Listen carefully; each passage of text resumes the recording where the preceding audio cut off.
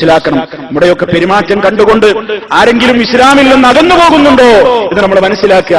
ഹബീബിന്റെ പെരുമാറ്റം കണ്ടുകൊണ്ട് ഇസ്ലാമിലേക്ക് ആളുകൾ വന്നു എന്നാണ് മനസ്സിലാകുന്നത്. അതാണ് ഇവിടുത്തെ ചരിത്രം, അതാണ് ഇവിടുത്തെ ഏറ്റവും വലിയ തിളക്കമാർന്ന ചരിത്രം എന്ന് നമ്മൾ മനസ്സിലാക്കുക. അല്ലാഹു നമുക്ക് ഏറ്റവും വലിയ സൽസ്വഭാവവും സഹനശേഷിയും പ്രദാനം ചെയ്യുമാറാകട്ടെ. നബി സല്ലല്ലാഹു അലൈഹി വസല്ലം പറഞ്ഞു, എങ്ങനെയാണ് മനുഷ്യൻ ഇത് നേടിയെടുക്കേണ്ടത്? മനസ്സിനെ കൺട്രോൾ ചെയ്യാൻ തന്റെ ഇണയോടുള്ള പെരുമാറ്റത്തിൽ, വർത്തമാനത്തിൽ, മക്കളോട്, കുടുംബത്തോട്, ബന്ധുക്കളോട്, ഇടപെടുന്നവരോട്, അയൽക്കാരോട്, എല്ലാവരോടും ദേഷ്യം പിടിക്കുമ്പോൾ മനുഷ്യൻ വല്ലാതെ ചൂടായി സംസാരിക്കും. ലൈംഗികാവയവങ്ങളുടെ പേര് പറഞ്ഞുകൊണ്ട് പോലും സ്വന്തം ഉമ്മയിലേക്ക് ചേർത്ത് പോലും ചീത്ത വിളിക്കും നമ്മൾ, മോശപ്പെട്ടത് പറയും നമ്മൾ. കോപം നിയന്ത്രിക്കാനാവാതെ സിരകൾ വരിഞ്ഞു മുറുകി, രക്തം തിളച്ച് ഞരമ്പുകൾ വലിഞ്ഞു മുറുകി കോപം കൊണ്ട് നമ്മൾ ആക്രോശിക്കും, പലതും പറയും. അരുതായിരുന്നു എന്ന് കോപമടങ്ങുമ്പോൾ തോന്നും. പക്ഷേ നബി സല്ലല്ലാഹു അലൈഹി വസല്ലം പറയുന്നത്, ശക്തനും മല്ലനും എന്നൊക്കെ പറയുന്നത്, ശക്തനും മല്ലനും കരുത്തനും എന്നൊക്കെ പറയുന്നത് എതിരാളിയെ ഇടിച്ച് പരിക്കനാക്കി നിലം പരിശാക്കുന്നവനല്ല. ലൈസ ശദീദു ബിസ്സുറഅ, ലൈസ ശദീദു ബിസ്സുറഅ, എതിരാളിയെ അടിച്ച് നിലം പരിശാക്കുന്നവനല്ല ശക്തൻ. പിന്നെ ആരാണ് ശക്തൻ? ഇന്നമശ്ശദീദ് അല്ലദീ യംലികു നഫ്സഹു ഇൻദൽ ഗളബ്, ദേഷ്യം വരുമ്പോൾ മനസ്സിനെ കൺട്രോൾ ചെയ്യാനും പിടിച്ചു നിർത്താനും കഴിവുള്ളവനാകുന്നു ഏറ്റവും വലിയ ശക്തനത്. മഹാനായ റസൂലുള്ളാഹി സ്വല്ലല്ലാഹു അലൈഹി വസല്ലം ഓർമ്മപ്പെടുത്തുകയാണ്, മനുഷ്യന്റെ മനസ്സിൽ ശത്രുത വിത്തിട്ട് വിതക്കുന്നത് ദേഷ്യത്തിലൂടെയാണ്. പരസ്പരമുള്ള പകയും വിദ്വേഷവും ഉണ്ടാകുന്നത്, സ്നേഹബന്ധങ്ങളെ തകർക്കുന്നത്, കുടുംബ ബന്ധങ്ങളെ നശിപ്പിക്കുന്നത്, അയൽപക്ക ബന്ധങ്ങളുടെ താളം തെറ്റിക്കുന്നത്, ദാമ്പത്യ ബന്ധത്തിന്റെ കെട്ടുറപ്പിനുള്ളിൽ വിള്ളൽ വീഴ്ത്തുന്നത്, എല്ലാ മേഖലകളിലും ഈ ഒരു ദുസ്വഭാവം മനുഷ്യരിൽ കുമിഞ്ഞുകൂടുന്നതാണ് മുഖ്യ കാരണമെന്ന് മനസ്സിലാക്കിയപ്പോൾ അത്തരം സ്വഭാവങ്ങൾ ഉണ്ടായിരുന്ന പല അനുചരന്മാരും പല സഹാബിമാരും റസൂൽ സല്ലല്ലാഹു അലൈഹി വസല്ലമയെ സമീപിച്ചുകൊണ്ട് ചോദിക്കുമ്പോൾ അവർക്ക് നബി പറഞ്ഞു കൊടുക്കാറുള്ള ചികിത്സ ഇത് മാത്രമായിരുന്നു. ഒരു സഹാബി ഒന്നുകൊണ്ട് നബി തങ്ങളോട് ചോദിച്ചു, അല്ലാഹുവിന്റെ റസൂലേ, ഔസിനി യാ റസൂലല്ലാഹ്, ഔസിനി യാ റസൂലല്ലാഹ്, അല്ലാഹുവിന്റെ പ്രവാചകരെ എന്നോടൊന്ന് ഉപദേശിച്ചാലും, എന്നെ ഒന്ന് ഉപദേശിച്ചാലും. നബി സല്ലല്ലാഹു അലൈഹി വസല്ലം പറഞ്ഞു, ലാ തഗ്ളബ്, കോപിക്കരുത്, ദേഷ്യം പിടിക്കരുത്. അദ്ദേഹം വീണ്ടും പറഞ്ഞു, അതല്ല ഞാൻ ഉദ്ദേശിച്ചത്, എനിക്കൊരു വസിയത്ത് ഇനിയും തരണം, ലാ തഗ്ളബ്.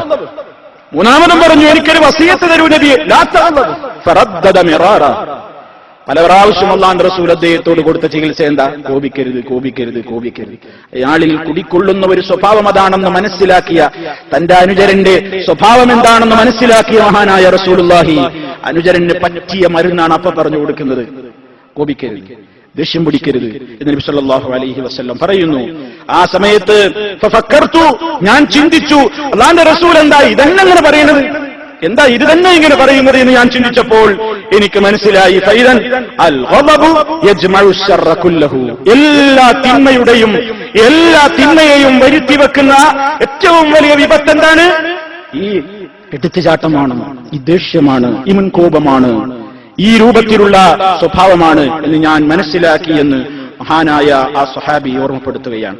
സ്വർഗത്തിലെത്താൻ എനിക്കൊരു വഴി പറഞ്ഞു തരൂ എന്ന് അബൂദർദാ റളിയല്ലാഹു തആല അൻഹു പോയി ചോദിക്കുകയാണ്. യാ റസൂലല്ലാഹ്, ദുല്ലനി അലാ അമലിൻ യുദ്ഖിലനി അൽ ജന്ന, എന്നെ സ്വർഗത്തിലേക്ക് പ്രവേശിപ്പിക്കുന്ന ഒരു കാര്യം എനിക്ക് പറഞ്ഞു തരൂ. നബി സല്ലല്ലാഹു അലൈഹി വസല്ലം അദ്ദേഹത്തോടും പറഞ്ഞു, ലാ തഗ്ളബ് വലകൽ ജന്ന, നീ കോപിക്കരുത്, നിനക്ക് സ്വർഗ്ഗം.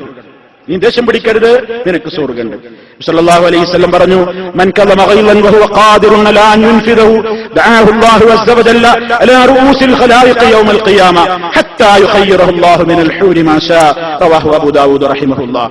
ആരെങ്കിലും കോപത്തെ നിയന്ത്രിച്ചാൽ, ദേഷ്യത്തെ നിയന്ത്രിച്ചാൽ, ആ ദേഷ്യം പിടിച്ച് എന്തു ചെയ്യാൻ അവന് കഴിവുണ്ടായിട്ട് നിയന്ത്രിച്ചാൽ, കഴിവില്ലാതെ മനുഷ്യനൊരു ക്ഷമ, എന്നെ കൊണ്ടൊന്നിനും പറ്റൂല, ഇനിയിപ്പോ സഹിക്കന്നെ, അതല്ല, ദേഷ്യം പിടിച്ച് എന്തു ചെയ്യാനുള്ള കഴിവുണ്ട് എന്നിട്ടൊരാൾ തന്റെ ദേഷ്യത്തെ കൺട്രോൾ ചെയ്ത് നടപടിയെടുക്കാതെ മാറിയിരുന്നാൽ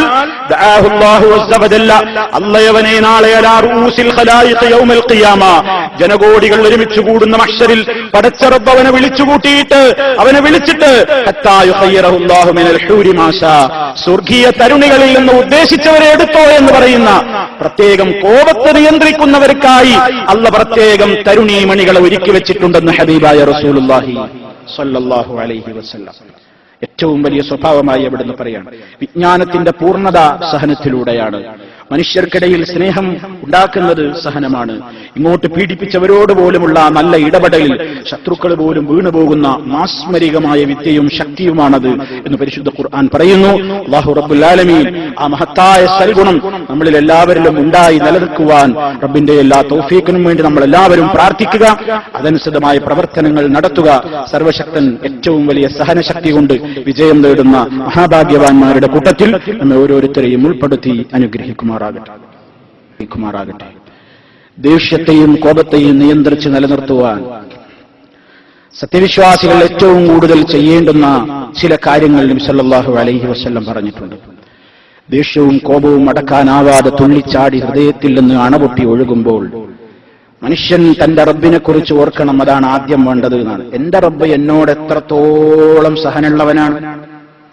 എന്റെ റബ്ബ് ഞാൻ എന്തൊക്കെ അവനെതിരെ ചെയ്തു, എന്നിട്ട് അവൻ എന്നെ എന്തുവലവും ചെയ്തോ? ഇല്ലല്ലോ. അള്ളാഹിനെ കുറിച്ചുള്ള ഓർമ്മ, അവനോട് കാവൽ ചോദിക്കുക. അല്ലാ, എനിക്ക് ക്ഷമ തരണേ, നീ എന്നെ സ്വാബിരീങ്ങളിൽ ഉൾപ്പെടുത്തണേ, നീ എന്നെ ഹലീമുകളിൽ ഉൾപ്പെടുത്തണേ എന്ന് റബ്ബിനോട് കാവൽ ചോദിക്കണം. അതുപോലെ തന്നെ എന്നിട്ടും ദേഷ്യം വന്നുവെങ്കിൽ സല്ലല്ലാഹു അലൈഹി വസല്ലം ഒരു ചികിത്സ പറഞ്ഞു കൊടുക്കുന്നു. പ്രവാചക തിരുമേനിയുടെ സാന്നിധ്യത്തിൽ വെച്ച് രണ്ടാളുകൾ ശക്തമായ നിലക്ക് അങ്ങുമിങ്ങും തെറി വിളിക്കുകയാണ്. അങ്ങുമിങ്ങും രണ്ടാളും പരുഷമായി തെറി വിളിച്ചുകൊണ്ടിരിക്കുകയാണ്. ആ സമയത്ത് നബി സല്ലല്ലാഹു അലൈഹി വസല്ലം അതാ നോക്കുമ്പോൾ അവരിൽ ഒരാൾ വല്ലാതെ ദേഷ്യം പിടിച്ചിട്ടുണ്ട്. യഗ്ളബു ദേഷ്യം പിടിച്ചിരിക്കുന്നു, യഹ്മറു വജ്ഹുഹു മുഖം ചുവന്നുരുത്തിരിക്കുന്നു, തൻതഫിഹു ഔദാജുഹു കവള മുഖക്കൂടി ചീർത്ത് വീർത്തിരിക്കുന്നു. അത്രക്ക് ദേഷ്യം പിടിച്ചിട്ടുണ്ട്. ആ സമയത്ത് ഹബീബായ റസൂൽ സല്ലല്ലാഹു അലൈഹി വസല്ലം പറഞ്ഞു, ചുറ്റും നിൽക്കുന്ന സഹാബിമാരോട് പറഞ്ഞു, ഇന്നി ലഅഅലമു കലിമ. സഹാബിമാരെ, എനിക്കൊരു കലിമത്ത് അറിയാം, ഒരു കലിമത്ത് എനിക്ക് നന്നായി അറിയാം.